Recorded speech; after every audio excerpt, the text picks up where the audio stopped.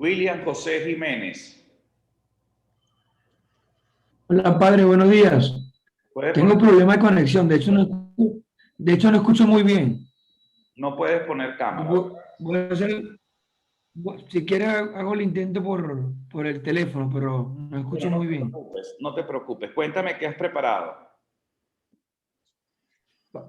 Profesor, primero, bueno, hice un resumen, estoy haciendo con lo del resumen para el video, este, y también lo de la eficacia de los sacramentos, que era el punto que tocábamos para esta semana, para ayer y para hoy. La eficacia de los sacramentos es un punto muy delicado y discutido dentro de la iglesia, padre. Aunque pareciera a simple vista que es sencilla la respuesta, no lo es, porque ha sido un tema que ha generado muchas reflexiones y planteamientos con los años.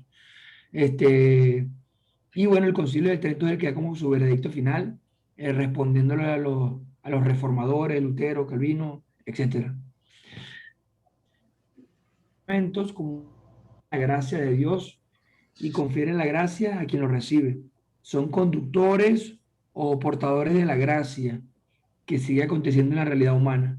Sin embargo, para que actúe la gracia, Padre, es necesario que el sujeto, el que lo va a recibir, el recipiente, no ponga resistencia o impedimento alguno. En esto juega un papel importante la fe, que es un modelo es un elemento fundamental que se supone, o sea, o que se entiende de cada recipiente. Y bueno, el origen de la gracia es Cristo mismo, con su muerte en la cruz trajo para el hombre la salvación, es decir, la gracia misma. La eficacia que contiene el sacramento no depende del hombre, sino que depende del mismo Cristo, de su sacrificio en la cruz. El hombre es solamente el recipiente de la gracia. Eh, También encontraba que es necesario comprender que la eficacia del sacramento no es una magia, sino una gracia que viene dada desde un sacrificio concreto, real, que es el sacrificio en la cruz. Cristo en la cruz obtuvo para el hombre la salvación salvífica, la gracia salvífica. El sacramento, por tanto, son conductores de esa gracia. Esto no quiere decir que la gracia de Dios queda encerrada en elementos materiales. Y no podemos hacer eso.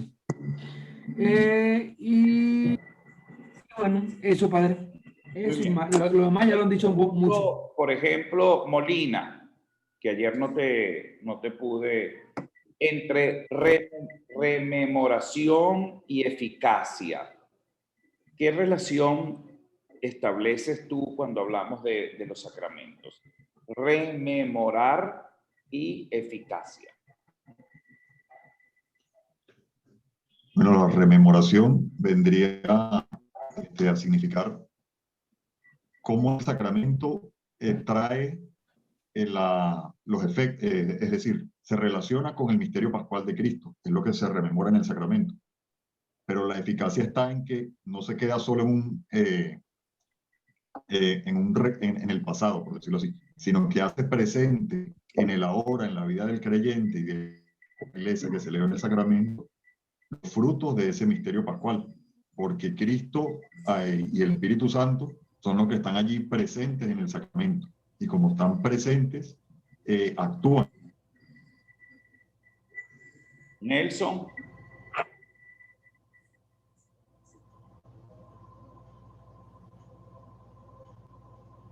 Nelson, Sí, dígame, padre, es que tengo problemas con el internet, se me cae a cada rato.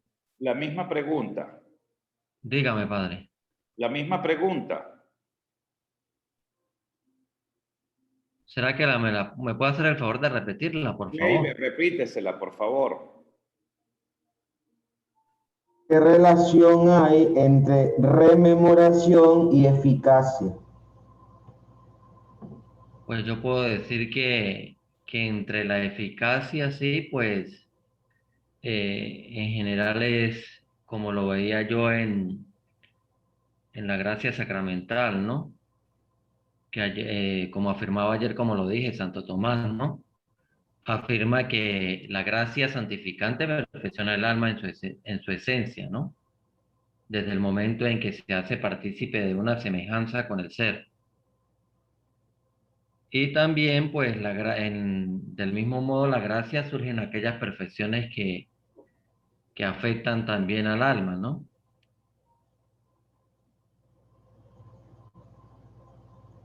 ¿Cómo lo afectan? De una manera de que, este,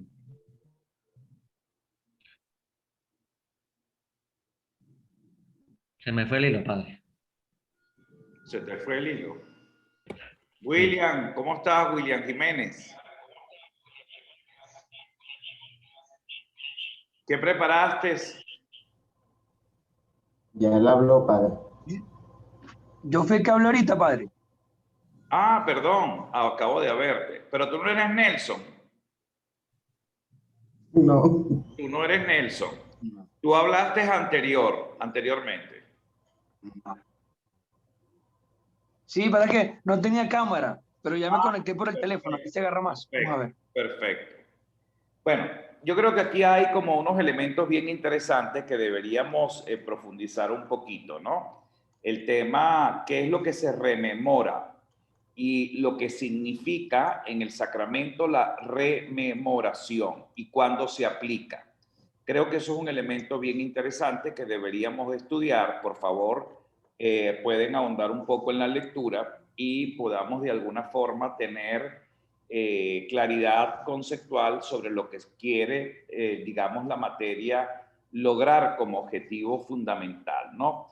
En primer lugar, durante todo este tiempo, estamos prácticamente, digamos, invitados a conocer algunas cosas que deben estar claras. Primero, la identificación y el inicio de la vida sacramental. Nosotros tenemos que saber identificar el inicio de nuestra vida sacramental dentro de la iglesia y su participación en la acción evangelizadora. Ese es un punto fundamental que yo quisiera que todos, absolutamente todos, pudiesen dominar. Si no dominamos eso, pues definitivamente vale la pregunta, como alguien me hizo en la tesis, en la síntesis teológica en el día de ayer, me preguntó algo que la pregunta prácticamente está como fuera de perol, desubicada completamente. Es decir, fuera de la iglesia hay sacramentos. Esa es la primera pregunta, ¿no? Y la respuesta, creo que todos ustedes deberían manejarla. Y ese manejo, pues parte de los conceptos mismos y de las esencias de lo que realmente la iglesia y los sacramentos son. Por otro lado, debemos conocer la estructura y el significado de lo que se expresa a través de la conversión y la participación en la vida sacramental de la iglesia. Los sacramentos tienen una finalidad y la finalidad es la conversión y provocar sobre todo el sustento y el mantenimiento de la propia fe.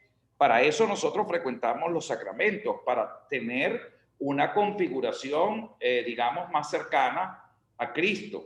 En tercer lugar, debemos conocer los principios y las verdades reveladas en la estructura del sacramento del bautismo. Bueno, cómo es realmente y cómo se reconoce, pues prácticamente esa estructura, igualmente el de la confirmación. Y teniendo eso pues claramente identificado, pues definitivamente nosotros nos vamos a dar cuenta de la importancia que tienen cada uno de estos sacramentos en la construcción de la propia iglesia, pues, ¿no? El reconocimiento, por ejemplo, del significado del símbolo, su distinción de signo, interpretando lo que realmente comunica, el reconocimiento y el significado de cada una de estas expresiones dentro de la propia iglesia y lo que ella pues va a ir reflejando y por tanto digamos que los elementos y las unidades de competencia que nosotros vamos a ver lo tienen en el programa que yo les envié, ayer se los reenvié por segunda vez. Eso es importantísimo. Ustedes pueden decir, por ejemplo, Kleiber, si yo te tomo a ti y, por ejemplo, conocer el origen, la estructura y el desarrollo del sacramento sobre la base de la Sagrada Escritura, la tradición y el magisterio y su evolución. Bueno, si yo te mando este objetivo de esta unidad de competencia, Estamos hablando de la naturaleza del sacramento. Entonces, ¿qué debes conocer de la naturaleza del sacramento? Conocer el origen, la estructura y el desarrollo del sacramento sobre la base de la Sagrada Escritura, la tradición y el magisterio y su evolución. Si no entiendes eso, pues definitivamente el tema no lo has dominado. Y por otro lado, la identificación de los elementos esenciales en la sacramentología, en la tradición de la Iglesia y por supuesto en la Sagrada Escritura. Por eso es importante leer cada objetivo y sobre todo cada unidad temática, los objetivos que persigue cada unidad. Y yo creo que eso es pues un elemento importantísimo. Eso es lo que yo voy a evaluar en la próxima clase, en el video y sobre todo en el examen escrito que cada uno de ustedes va a presentar, que realmente obedezca a lo que ustedes han estipulado. ¿Ok? Eso yo creo que es un elemento bien interesante. Y luego, entonces, pues bueno, vamos a ir un poco teniendo claro los elementos de la institución del sacramento, la eficacia del sacramento y cómo yo debo estar en la capacidad de tener la síntesis, hacer una síntesis de lo que realmente la materia me quiere de alguna manera ayudar para que pueda conocer mejor un poco el tratado de sacramentología en general. Entonces, considero que lo esencial y luego el que se vaya a especializar en teología dogmática y quiera, digamos, tomar el área de sacramentaria o el de sacramentología, pueda desarrollar y profundizar sobre estos temas que al respecto hoy nosotros estamos estudiando pues a nivel general. Importantísimo, importantísimo. No se puede hablar de naturaleza de los sacramentos si no individuamos el hecho religioso y lo estudiamos. No podemos hablar de naturaleza de los sacramentos si no tenemos conocimiento del signo y de los símbolos. No podemos hablar de las fiestas si no tenemos claro el tema de los signos, de los símbolos y del hecho religioso, porque la fiesta manifiesta todos esos elementos esenciales que hace que realmente cobre vida y fuerza dentro de la propia iglesia. Un elemento fundamental es el estudio y la comprensión de la sacramentología según Karl Rahner.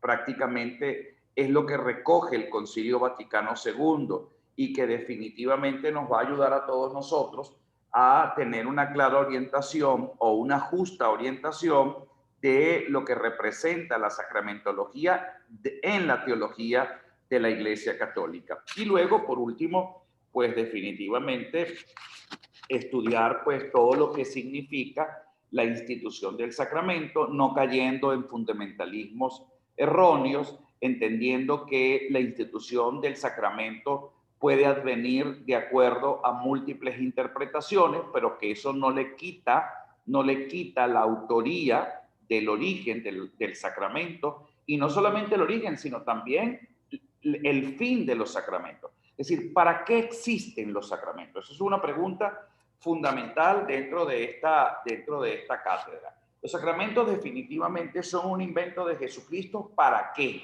Si es que son un invento. ¿O fueron creados para qué? Tienen una misión, tienen un objeto que tienen que perseguir. Y prácticamente la centralidad de ese objeto está en el establecimiento de la comunión. La comunión es el elemento fundamental de los sacramentos. Permanecer en Cristo, configurarse con Cristo, y eso definitivamente es lo que consolida la relación entre el hombre y Dios. Y por otro lado, hasta dónde realmente los sacramentos son eficaces, y ayer lo hablábamos de una manera, digamos, muy puntual, y ustedes lo hicieron muy bien. ¿Hasta qué punto el sacramento puede ser eficaz? Uno.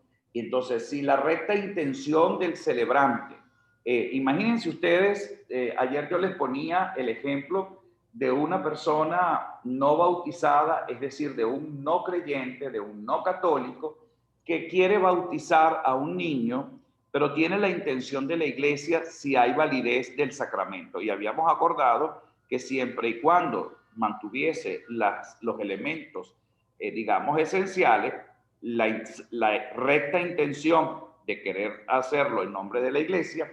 En segundo lugar, la aplicación de la fórmula trinitaria. Y en tercer lugar, hacerlo pues con agua, pues aunque sea pues en una gota, en un algodón, pues ungirlo en un caso particular y de emergencia. Pero eso significa que las cosas se pueden ir, digamos, se pueden ir complicando, porque les voy a poner otro ejemplo, que es lo que en la práctica todos ustedes van a vivir permanentemente. El caso de un celebrante, un sacerdote, que imagínense ustedes a Javier Calderón, y que Javier Calderón, bueno, esa mañana amaneció echando pestes contra todo el mundo, amaneció en un estado depresivo, compulsivo, no queriendo saber nada de la iglesia y dudando seriamente de su propia fe. Eso puede pasar, le puede pasar a cualquier persona. Y entonces Javier tiene la responsabilidad de la celebración de la misa de las 9 de la mañana en la parroquia donde ha sido asignado. Y él tiene serias dudas de la presencia real de Jesucristo en la Eucaristía. Y entonces, en la celebración, pues Javier, pues no cree que esté Jesucristo allí presente y no tiene intención de consagrar. Andrew, te pregunto, los feligreses que van a comulgar de la Eucaristía que está celebrando Javier, ¿qué grado de validez existe? ¿Están comulgando el cuerpo de Cristo o sencillamente o absolutamente no están comulgando el cuerpo de Cristo porque no hay consagración? Si uno de los elementos fundamentales para que exista consagración es el pronunciamiento y la intención de hacerlo. Es decir, yo puedo decir una cosa, pero en el fondo no sentirlo. Cuéntanos un poco de ese caso.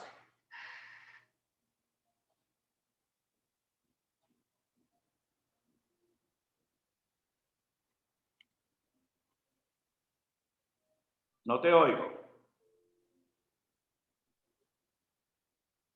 Kleiber, acomódale el micrófono.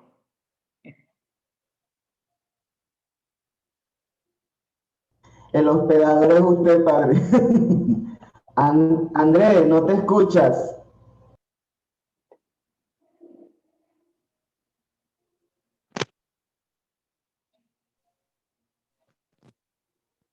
¿Ahora me escuchan? Ahora sí. Ah, ok. Yo decía que usted en su pregunta que me sale dos casos.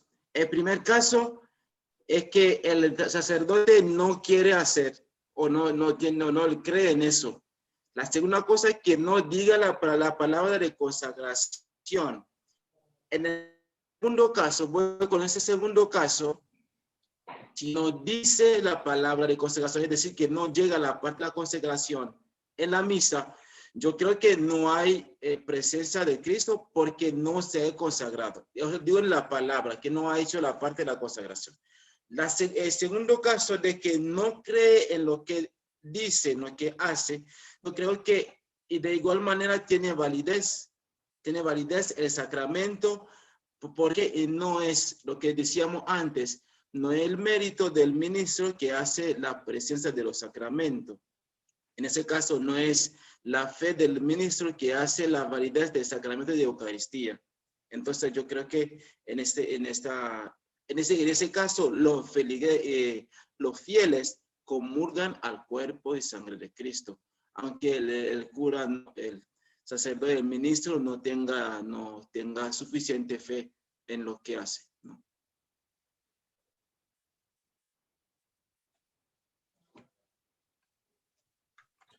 Padre, profe, su teléfono está apagado.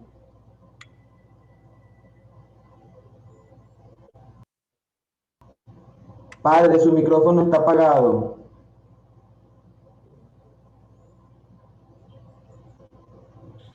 ¿Qué piensas tú sobre ese tema, Kleiber? ¿El que respondió Andrés? Sí, claro, el mismo, el mismo. Ok.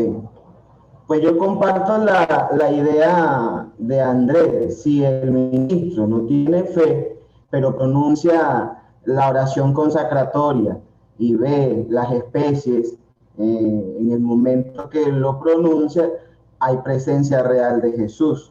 Ahora, si el ministro no dice las palabras consacratorias, pues siento que no hay sacramento.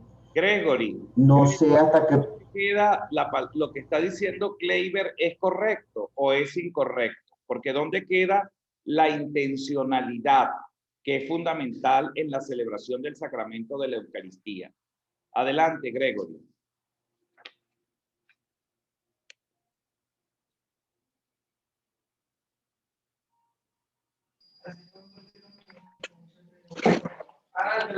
Listo. No seguí lo que puso Andrés y tampoco lo que puso Kleiber por internet, pero ante la intención, ahora no sé a qué punto el no decir las palabras consagratorias puede condicionar que realmente se consagre. Pero un elemento indispensable para la eficacia del sacramento es la intención de la iglesia, porque en ella reposa la celebración litúrgica. Así mismo es. Fíjense, si el sacerdote no tiene la intención de consagrar, pues no hay presencia real de Jesucristo, aún pronunciando las propias palabras. La intención del celebrante es fundamental en el caso del sacramento de la Eucaristía, aún pronunciando las palabras de consagración. Eso es muy diferente, bueno, cuando un sacerdote no tiene ganas y celebra porque está muy cansado, porque obvió en algún momento alguna expresión, alguna palabra, o sencillamente en el caso del día de ayer, bueno, no pronunció, no consagró el vino para convertirlo en la sangre de Cristo. Bueno, definitivamente, y la gente comulgó, y viene un feligrés escrupuloso y llega y dice, mire, padre, realmente yo comulgué el cuerpo de Cristo, pero usted no comulgó la sangre de Cristo porque no la consagró. Entonces, bueno, definitivamente eso es correcto, pero la iglesia suple también, definitivamente. Es decir, o puede pasar, Kleiber, que en plena celebración eucarística, que déjeme decirle que a algún sacerdote le ha pasado, y bajo confesión en alguna oportunidad, pues alguien me lo comentó, me dijo, imagínate tú que a mí se me olvidó consagrar formas, y entonces yo pensé que en el sagrario teníamos unas 400 formas, y resulta ser que no había, digamos, hostias consagradas. Y se acercaron a comulgar 400 personas. Y bueno, mira, Rino, yo agarré y me metí en la sacristía calladito, y para no quedar mal, le hice como una bendición y se las di. ¿Están consagradas esas hostias o no están consagradas? Bueno, la respuesta es clara, porque aquí no tenemos que inventar todo. O sea, aquí no se trata ahora que tienes una mano que es una varita mágica. No se trata de eso. Es decir, para que haya presencia real de Jesucristo, hay que pronunciar las palabras de consagración, no fuera de la misa, dentro de la Eucaristía, porque la misa es, o la celebración de la Eucaristía es un todo. Por supuesto que no se debe ni se puede hacer una cosa como esa. Por eso que la iglesia pide exceso, o sea, un cuidado meticuloso en la celebración de los sacramentos, y no sencillamente una rutina que nos permita tomar en consideración todos estos eventos que seguramente a lo largo de nuestro ministerio pudiesen estar presentes. Pero hay que tomar las previsiones, es decir, ni tan calvo ni con dos pelucas. Eso no significa que Jesucristo no esté en la vida de cada uno de nosotros, que Jesucristo no esté en la presencia sacramental de lo que nosotros celebramos. Claro que sí, pero hay que cuidarlo, y por eso la Iglesia pide y exhorta que sus ministros preparen las celebraciones para que ese tipo de situaciones no sucedan. Ahora bien, ¿qué comulgaron los feligreses? Una hostia sin consagrar, una hostia consagrada. Bueno, canónicamente ahí no hay consagración, pero bueno, yo me imagino que en la infinita misericordia de Dios, que hace posible que nuestras manos conviertan el pan en el cuerpo de Cristo mediante la consagración, bueno, ahí me acojo un poco a lo que Gregory manifestó inicialmente: la Iglesia suple. Es decir, bueno, eso no es lo que se debe hacer, no se puede ni se debe hacer. Y por eso la respuesta siempre, yo siempre incido, es que no seamos fáciles en dar respuestas, sino en decir, miren, la respuesta en esto, ¿saben cuál es? Que hay que organizarse y hay que tener cuidado y hay que preparar los sacramentos. Ese es el punto. Eso es un poco cuando las personas hablan del aborto, ¿no? Que es un tema bien álgido, y entonces dicen, bueno, es que las mujeres tienen libertad a decidir realmente su futuro. Claro, claro que tienen libertad, y ahí no está en lo no cierto, pero esa libertad implica responsabilidad, y la responsabilidad implica valorar su vida y la vida de los que tiene al lado o bajo su responsabilidad. Y entonces cuando tú empiezas a analizar eso, tú dices, ah, caramba, el aborto es un asesinato. Definitivamente sí. ¿Por qué? Porque la responsabilidad no está presente, sino están presentes mis criterios, está presente mis necesidades, y no importa la del otro. Y allí eso nos puede pasar muchas veces en la celebración de los propios sacramentos. Yo celebro de acuerdo a mis posibilidades, a mi tiempo, y lo hago de acuerdo a mi estado anímico. Bueno, estoy muy bien, predico bonito. Estoy muy mal, le echo una jartamentación y una insultada a los feligreses. Bueno, ahí realmente hay un exceso de personalismo, de ego, y por supuesto todo eso es una expresión de lo que es el clericalismo, pues. O sea, a mí se me consiente determinada situación. Entonces, ese elemento creo que hay que considerarlo pues muy bien, y particularmente cuando hablamos de la eficacia, hablamos básicamente la intencionalidad de alguna manera de querer recibirlo, es decir, que el recipiente esté en condiciones para poder realmente recibirlo. ¿Qué pasa, por ejemplo, con la inmensa mayoría de los niños que se bautizan? ¿Están conscientes de lo que van a recibir? Por supuesto que no, porque la inmensa mayoría no tienen uso de razón. Pero la fe se sustenta en la fe de los padres, y los padres están conscientes de lo que están recibiendo. Yo estoy casi seguro que si aplicamos una ley de manera taxativa, donde todos estos componentes deben ser juzgados de manera exacta, bueno, a lo mejor, probablemente, la inconsciencia total y absoluta, por no llamar ignorancia, de los padres y de los padrinos, pudiésemos llegar al acuerdo que no hay sacramento, pues porque definitivamente no hay conciencia clara de lo que se está recibiendo. Fíjense que cuando ustedes le hacen la pregunta a sus respectivos feligreses, ¿por qué están aquí? Bueno, para que le echen el agua. ¿Por qué más? Para que Dios le dé una bendición. ¿Y para qué más? Bueno, para que estemos todos en la gracia de Dios. Y bueno, y definitivamente cuando vamos viendo todo eso, nos damos cuenta que hay como un grado de inconsciencia enorme, que además es un sacramento tan importante que no se lo puedes retirar a nadie. El Papa no tiene ni siquiera la potestad de decirle a Kleiber, te quito el bautismo. No puede, o sea, es una marca definitiva.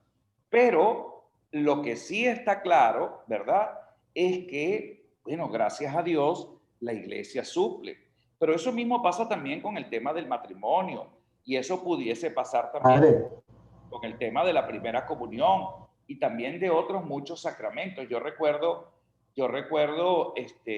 no sé si fue a ustedes que se los conté, cuando Luis Racetti murió, estaba prácticamente agonizando. Recordemos que Luis Racetti era el mejor amigo de José Gregorio Hernández, ambos médicos, científicos de frontera, hombres brillantes, y va Lucas Guillermo Castillo, el arzobispo de Caracas de ese entonces, y le dice que reconocía en Luis Racetti un hombre intelectual y un hombre bueno, además, con una trayectoria impecable de vida en lo académico y en lo científico, pero era agnóstico porque era darwinista.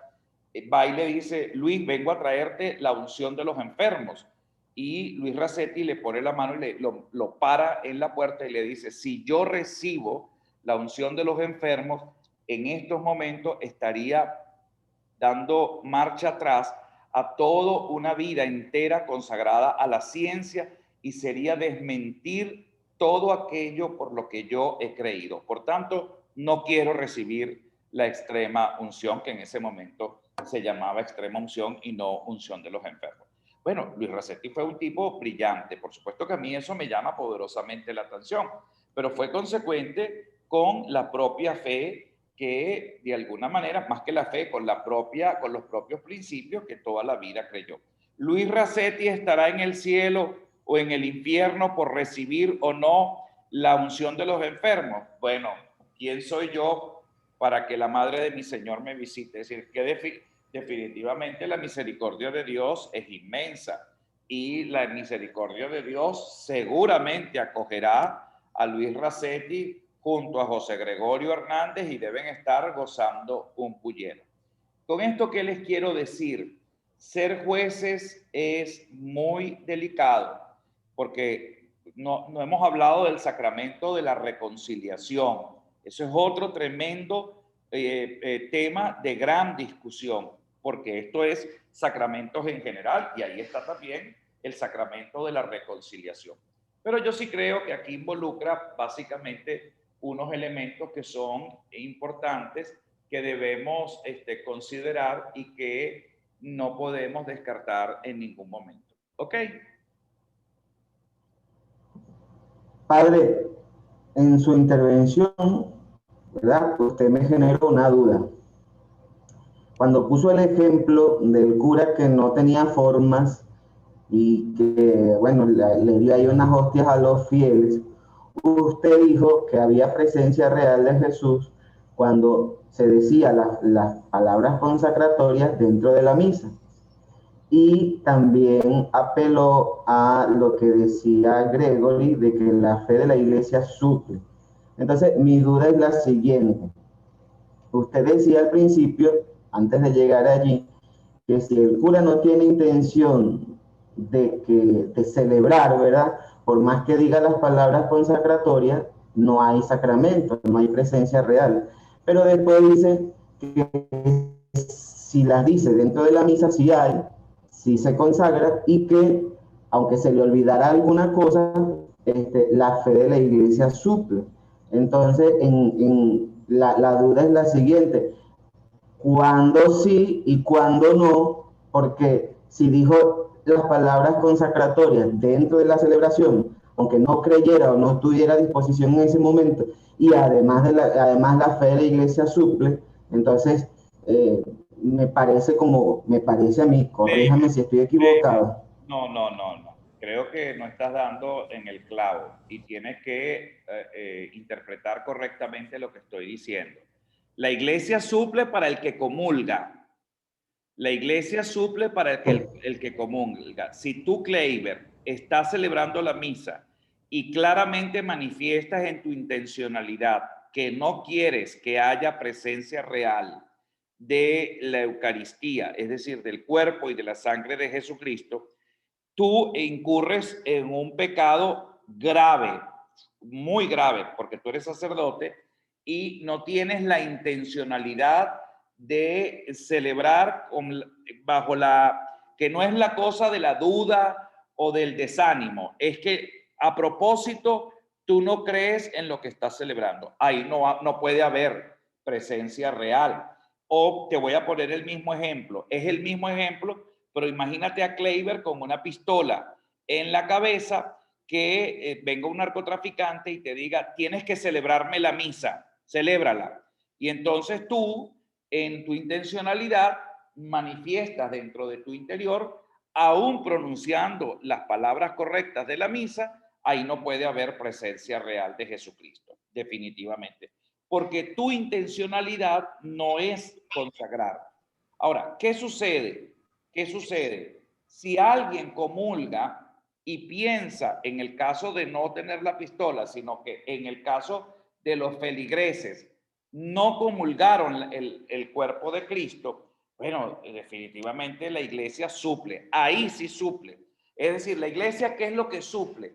Las dolencias y las miserias que sus propios miembros muchas veces cometen en nombre de Jesucristo. Es decir,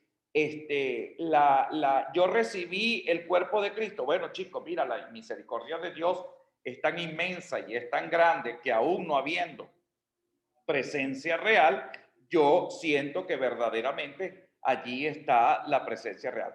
Cuando también la iglesia suple, cuando Kleiber lo llama un sacerdote, una persona al hospital, Kleiber es ya el padre Kleiber, pero no quiere ir porque, bueno, tiene temor a contagiarse y la persona quiere confesarse y quiere recibir la comunión.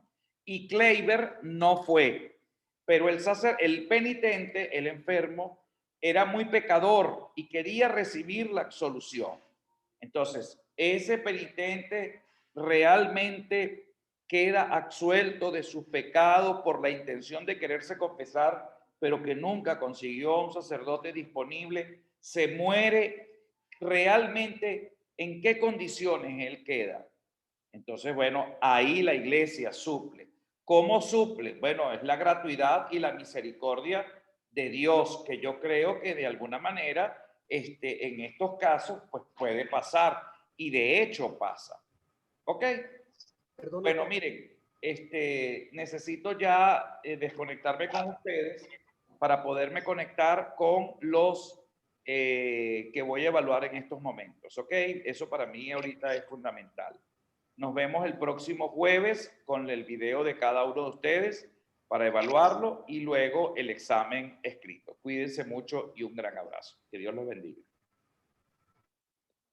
Gracias, Padre. Feliz día. Igualmente.